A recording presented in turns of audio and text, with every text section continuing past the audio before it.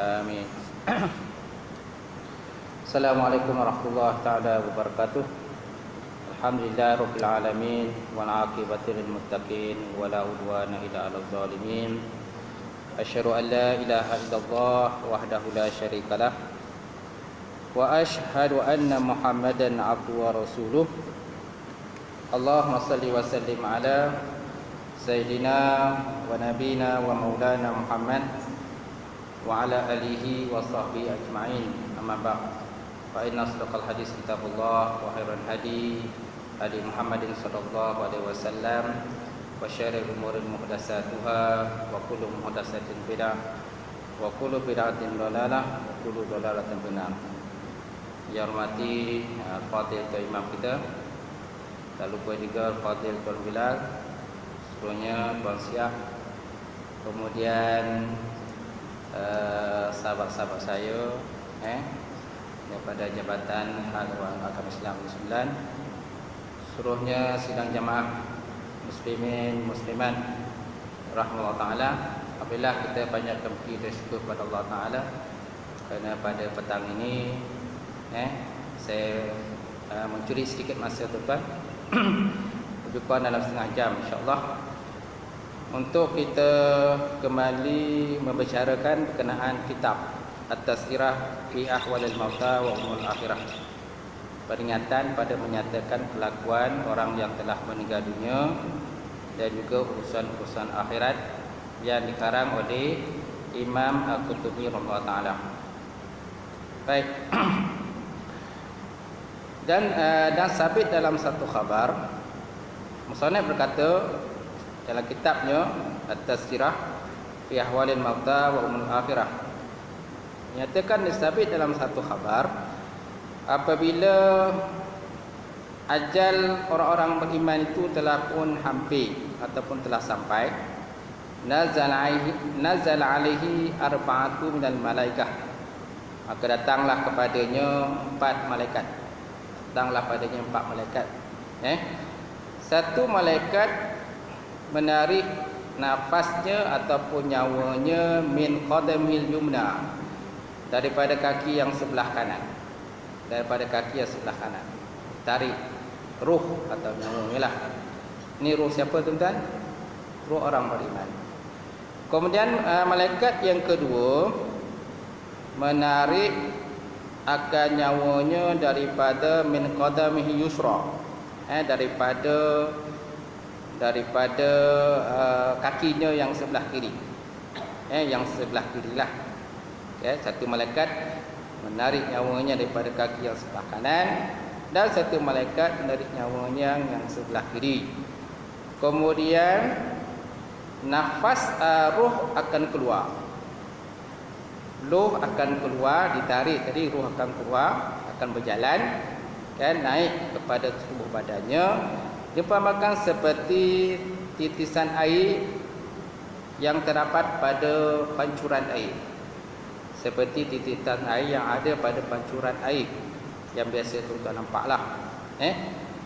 Kemudian mereka juga menarik wahum yajznibunaha min atrafil banati wa ru'usil asabih, dan mereka juga menarik ruh atau penjawa tadi daripada hujung-hujung jari, hujung tangan ataupun hujung jari daripada manusia ataupun orang yang soleh sebutlah. Jadi kalau sebut di dalam khabar ini dinyatakan ada dua malaikat saja. Tapi walaupun pada asalnya nazal alaihi arba'atu minal malaikah, ada empat malaikat. Cuba tak dinyatakan dua. Kemungkinan yang dua itu maknanya satu pada kaki, satu pada kaki yang kanan, satu pada kaki yang kiri, dan dua lagi kemungkinan daripada tangan. Tangan kanan dan juga tangan kiri lah. Walaupun tak disebut di dalam kitab ini. Tapi boleh kita faham bahawa tadi disebut ada empat malaikat, semaknanya dua daripada kaki yang kiri dan kaki dan kanan, dan dua lagi sudah tentu daripada tangan dia, tangan kiri dan juga tangan kanan. Semakna ada dua malaikat. Baik, kemudian sedangkan ruh orang yang kafir, war kafiru tansilu ruahu kasufudi minas sawfil mubtadi. Sedangkan ruh orang yang kafir akan ditarik. Kan diumpamakan seperti batang besi pemanggang daging, kan, yang ada dalam bulu yang basah. Dalam bulu yang basah. Kan bulung kain kain daripada bulu yang basah. Kemudian besi itu dipanaskan dan sebagainya, kemudian ditarik keluar. Itulah gambaran yang kita nyatakan kepada kita tentang ruh, perbezaan ruh orang yang beriman dan orang yang tidak beriman kepada Allah Subhanahu Wa Taala. Kemudian telah menyebut oleh Abu Hamid dalam kitab Kashful Ulumul Akhirah. Kitab Kashful Ulumul Akhirah disebut di situ pamasil nafsaka ya maghrul, maka bayangkan oleh kamu tentang diri kamu wahai orang-orang yang lalai. Kita ni pembaga seperti orang lalai, kata musannaf. Maka bayangkanlah diri kita nanti macam mana keadaan dia. Adakah kita termasuk dalam kumpulan yang beriman ataupun tidak beriman kepada Allah Ta'ala? Kalau boleh kita berimanlah, insyaAllah. Kemudian kamu nanti akan melalui keadaan-keadaan seperti tadi, iaitulah sakarat. Kadang-kadang kesepitan, kesesakan nafas dan sebagainya, kesusahan ketika kita mengalami akan kematian. Dan masa itu juga kamu akan sedih dan juga berduka cita. Dan ketika kamu dalam keadaan sakarat tadi, kata musannaf, kan akan ada orang yang berkata, yaqul inna fulanin qad awsa wa ma lahu qad asa, dia kata, sesungguhnya si fulan ini telah pun memberikan wasiat dan hartanya sungguh telah dibagi-bagikan. Hartanya telah dibagi-bagikan. Ini nak mati lagi ni, belum mati lagi, tapi dalam keadaan sakarat. Akan ada ahli-ahli waris contohnya akan bercakap, kan, kita bagi-bagikanlah harta kita ni. Apa lagi nak tunggu, kita bagi-bagilah. Orang-orang yang memberikan ucapan pada dia lah, kepada orang yang keadaan sakarat mati.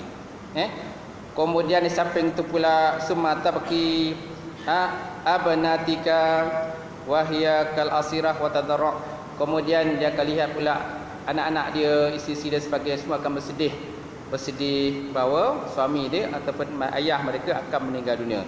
Kemudian berkatalah anak dia tadi, habibati abi, dia kata, wahai kekasihku, wahai ayahku, dia kata, bagaimana nanti kehidupan aku sesudah engkau meninggal dunia? Siapa yang akan menjaga aku? Kata anaknya, anak yang perempuan lah. Siapa yang akan menjaga kami? Wa man lihajati, dan siapa pula yang akan menjaga kami, menjaga kebajikan kami, kan, menunaikan akan segala permintaan-permintaan kami dan sebagainya. Kalau ayah dulu ada, senang ayah tunaikan permintaan anak. So bila ayah nanti dah tak ada, siapa yang akan menunaikan permintaan anak tadilah? Itulah persoalan-persoalan, kan, rayuan atau rintihan-rintihan yang berlaku kepada anak tadi terhadap ayahnya yang kemungkinan besar masa itu akan meninggal dunia. Wa anta wallahu tasmul kalam wa la taqdiru ala rad jawab. Dan engkau ya Allah, engkaulah yang mendengar akan segala perkataan, akan tetapi si fulan tadi tidak mampu menjawab. Tidak mampu menjawab, kan, persoalan-persoalan yang diajukan oleh anaknya ataupun oleh isterinya, adik-beradik dia. Bukan adik-beradik dia tanya, macam mana keadaan kau macam ni? Macam mana? Okey ke tak okey? Kan biasalah orang tanya macam tu, kan. Bila bila orang nak mati ni biasalah, okey ke tak okey kau? Kan. Mana nak orang tu nak jawab? Dia tak boleh jawab. Dia dalam keadaan kata mamai macam tu, kemungkinan masa itulah ruhnya akan pergi meninggalkan dia. Baik, kemudian berkata juga musannaf, fa khayyaluni nafsika ya ibnu adam iza akhazat min firashika. Oleh itu wahai anak Adam, kata musannaf, maka kata khayal, mana ni, bayangkanlah. Bayangkan oleh kamu akan diri engkau, apabila satu hari nanti apabila engkau telah mati, kamu akan diangkat daripada tempat tidur kamu. Kalau mati di hospital, kamu akan diangkat oleh orang hospital. Kalau mati di rumah, maka diangkat oleh orang dalam rumah, kan? Kemudian dibawa kepada luh magtasilaka, mana pada ruh, mana papan untuk kita nak mandi tu, kamu akan dibawa pada papan ataupun tempat permandian lah istilah kata, kan. Kamu akan dibawa kepada tempat permandian, Kemudian nanti kamu akan dimandi oleh orang yang tukang mandi jenazah lah. Kemudian lepas tu kamu akan dipakaikan dengan kapan sama ada 3 lapis, 5 lapis dan sebagainya. Kemudian lepas tu akan bersedihlah segala ahli dan juga jiran. Ahli jiran semua sedih-sedih kan. Tengok kan kamu dah tak ada lah. Macam tu. Tapi orang yang telah mati tu nampaklah kejadian tadi. Tetapi dia tak boleh nak bersuara lagi kerana telah berpindah ke alam yang gaib, ke alam baka. Kemudian wabakan alaika ashabu jiran wa akhwan. Kemudian begitu juga dengan jiran-jiran, kemudian sahabat-sahabat, kawan sepejabat, kawan sepermainan dan sebagainya. Kawan yang suka orang kata mengetil dengan kita tu. Betul tak? Kawan mengetil kan. Jadi dia pun bersedih kan lihat kejadian apa yang berlaku pada kita. Kemudian berkatalah ghasil kepada orang yang memandikan mayat, aina zaujah fulan. Dia kata, di manakah isteri si fulan ini? Mana isteri fulan ni? Kenapa? Kerana nak bawa ke kubur dah ni. Nak bawa ke kubur, dia kata. Di mana isteri si fulan? Kan? Sesungguhnya pada hari ni kamu telah berpisah dengan dia. Kemudian wa ainal yatama, di manakah anak yatim? Mana anak-anak kepada si jenazah tadi lah, si mati tadi. Taraktum abukum, sungguhnya pada hari ini kamu telah ditinggalkan oleh kamu, dan lepas daripada hari ini kan ba'da hadzal yaumi abada, kamu tidak akan lagi mampu melihatnya lagi. Kamu lepas ni tak akan lagi berjumpa dengan dia. Kenapa? Dia akan dibawa ke alam kubur, dan di sanalah dia akan bersemadi di sana, dan kamu nak ziarah pun ziarahlah kubur dia. Kata si Ghasilah kepada orang yang menguruskan jenazah tadi. Masya-Allah tuan.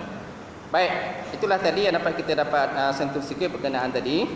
Kemudian kita sambung lagi tentang apa yang disebutkan dahululah dalam perbahasan yang lepas. Ada disebutkan bahawa ada satu riwayat hadis daripada Imam Bukhari daripada Sayyidina Aisyah radhiyallahu taala, di mana baginda Nabi sallallahu alaihi wasallam apabila baginda nak wafat ataupun nak meninggal dunia, kanat baina yadayhi ruqwah wa gulbah.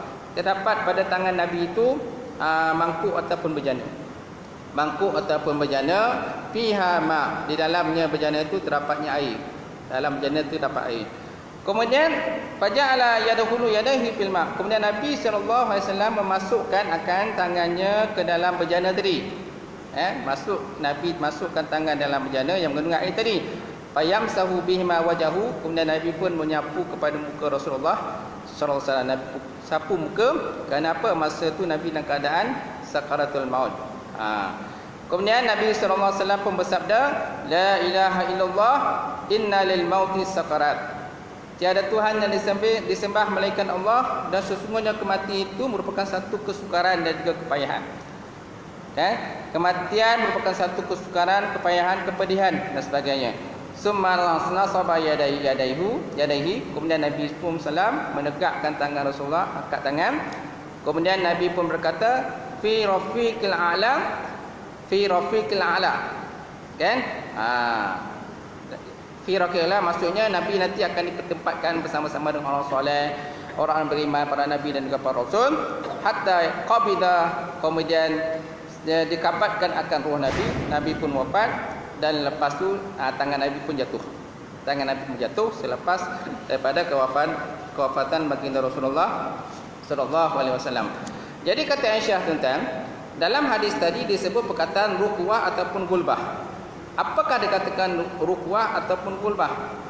Ruqwah ataupun gulbah ini ialah satu qadah. Qadah ni macam bejana yang dibuat daripada kayu. Satu bejana ataupun bekas yang dibuat daripada kayu, ini satu pendapat lah. Yang mana bejana ataupun bekas tadi digunakan untuk memerah susu lah. Mana susu yang diperah daripada unta ataupun kambing dan sebagainya akan dimasukkan dalam gulbah tadi. Benda yang bernama gulbah. Kemudian ada juga pendapat menyatakan seperti disebut dalam kitab Jauhari, dalam kitab kamusnya, dia kata gulbah itu mihlab minal jidi, ialah satu bekas perahan susu yang dibuat daripada kulit. Satu pendapat pertama menyatakan bahawa gulbah ini satu bekas yang dibuat daripada kayu. Ada pula pendapat menyatakan kulpah ini satu bekas bejana yang dibuat daripada kulit. Ada juga pendapat menyatakan bahawa kulpah ini merupakan satu bekas yang mana belah bawahnya dibuat daripada kulit, sedangkan belah atasnya dibuat daripada kayu. Pada baginda Rasulullah SAW tadilah, di mana baginda Nabi memasukkan tangannya ke dalam bekas tersebut dan menyapukan kepada muka baginda Rasulullah SAW. Kerana apa? Nak membayang keadaan suasana kematian yang berlaku kepada baginda Rasulullah SAW. Kemudian tuan dibahas oleh ulama tentang masalah inilah, tentang masalah yang Nabi menyapu muka Rasulullah tadi menggunakan air. Jadi ada perbahasan ulama tentang masalah tadi. Qala ulama'una rahimahullah alaihim, telah berkatalah ulama kami rahimahullah alaihim, fa iza kana hadzal am qad asaba anbiya wal mursalin wal awliya wal muttaqin fama lana min zikrihi mashghulina. Kan? Maka apabila adalah perkara tadi, masalah sakaratul maut tadi berlaku kepada para nabi, para rasul dan juga para awliya dan juga orang-orang yang muttaqin, so mengapa kita ni semua lalai daripada menyebut tentang kematian? Macam tu. Ini persoalan yang berlaku pada kita lah, yang sepatutnya kita kena fikirkan. Jadi orang kata Aisyah tadi membayangkan pada kita bagaimana keadaan yang berlaku pada Rasulullah. Jadi kalau para nabi dan rasul pun mengalami keadaan begitu, so macam mana pula tentang keadaan kita? Ini persoalannya lah. Maksudnya berkata, kenapa pula kita lalai dalam menyebut tentang kematian? Dan mengapa pula kita tidak membuat persediaan kepada kematian? Allah Ta'ala menyebut dalam Quran, Qul huwa naba'un azim, antum anhu mu'ridun. Qul, kata olehmu ya Muhammad, huwa, ianya peristiwa kepada kematian tadi, naba'un azim, satu peristiwa yang besar. Kematian itu merupakan satu peristiwa yang besar. Antum anhu muridun, padahal kamu banyak yang orang kata menentang dia. Kamu banyak yang menentangnya, ataupun banyak kamu terlalai daripada mengingati tentang suasana kematian itu dalam keadaan sakaratul maut. Qalu, berkatalah ulama, wa ma jara 'alal anbiya'i sallallahu alaihim ajmain min syara'il maut wa sakarat falahu faidatani. Jadi apa-apa yang berlaku tadi kepada para nabi dan juga para rasul tentang suasana kata keberitaan berlakunya tentang kematian tadi, maka padanya itu terdapat dua faedah. Terdapat dua faedah tentang suasana yang berlaku pada baginda Rasulullah SAW dan juga pada nabi yang lain. Ahaduhuma, salah satu daripadanya, ayyarifa khalqa miqdaru alamul maut wa annahu batin. Agar supaya bahawa kita mengetahui tentang kadar kematian. Salah satu daripada faedah dia, sebagaimana apa yang berlaku pada Nabi tadi, supaya nak beritahu pada kita, kan, ayat rifa, supaya manusia ni tahu bahawa tentang bagaimana tentang kadar kematian, suasana keadaan yang tadi. Sedangkan benda itu benda yang tersembunyi asalnya, benda yang tersembunyi. Benda kematian ni, alam roh ni benda yang tersembunyi. Kita kadang-kadang kita tak nampak pun, dan kita jarang berjumpa tentang peristiwa orang yang nazak nak mati. Dia kata musannaf lah. Kemudian kata musannaf lagi, kita pula kadang-kadang sesekali sahaja kita melihat orang yang mati dalam keadaan orang kata mengelupur lah, istilah kata tu, mengelupur tu jaranglah kita nampak lah orang macam tu kan. So apabila kita tak nampak orang mati dalam keadaan mengelupur, so kita anggap maknanya kematian itu mudah, kata pengarang. Kita anggap kematian itu mudah, tak ada pun peritnya kematian ini. Alah, nampak relax aja orang tu, tak ada masalah pun, ini mati beriman mungkin. Kita beranggap begitulah. Banyak di kalangan kita beranggap begitu. Wa yara suhulahu ru'ahu, dan kamu melihat mudahnya keluar roh pada masa itu. Wa yaglibu ala zanihi suhula amrul maut, dan kamu menyangka bahawa kematian itu mudah. Kita banyak menyangka begitu, bahawa kematian itu mudah. Wala ya'rifu mal maut fi, dan kamu tak tahu macam manakah hakikat kematian yang sebenarnya.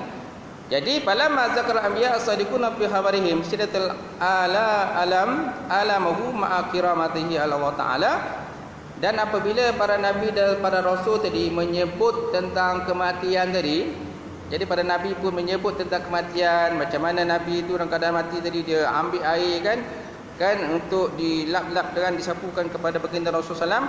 Dan Nabi kata la ilaha illallah, sungguhnya kematian itu merupakan satu benda yang menyakitkan, kepedihan dan sebagainya. Kat situ nak beritahu pada kita bahawa apa yang cerita Nabi itu benar benar, kan? Takkanlah Nabi nak bohong. Itulah dia kata Musannaf, takkanlah Nabi nak bohong tentang peristiwa kematian ni. Bagaimana keadaan yang Rasulullah terima tadi, keadaan tadi. Di samping itu kita tahu juga tentang kemuliaan para Nabi dan juga para Rasul.